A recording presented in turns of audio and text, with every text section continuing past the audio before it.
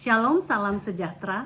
Renungan malam seiman yang ditulis oleh Dr. Kathleen Wijaya Kuntaraf dan Pendeta Dr. Jonathan Kuntaraf.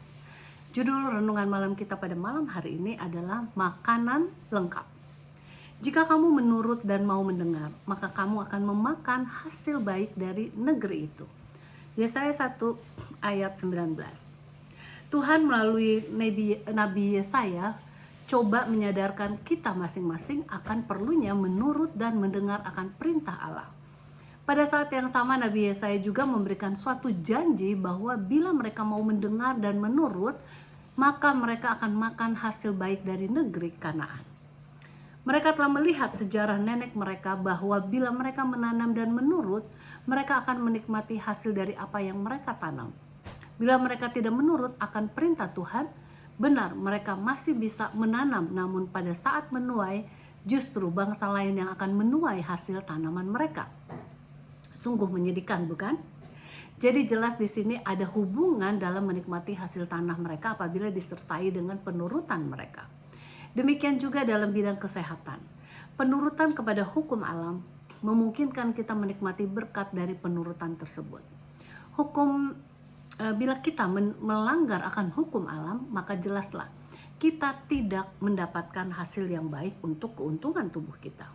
Kita ambil contoh saja dari makanan yang kita makan. Kita memerlukan karbohidrat, protein, lemak, serat, vitamin, mineral, karena makanan yang lengkap menyehatkan tubuh. Kekurangan salah satu unsur saja dapat mengakibatkan kerusakan fungsi dari tubuh kita. Misalnya, makanan kita kekurangan vitamin C, maka kita akan menderita penyakit scurvy dengan gejala-gejala lekas capek, lengan dan kaki merasa pegal-pegal, adanya pendarahan di kulit, dan orang itu bisa meninggal karena infeksi ataupun pendarahan.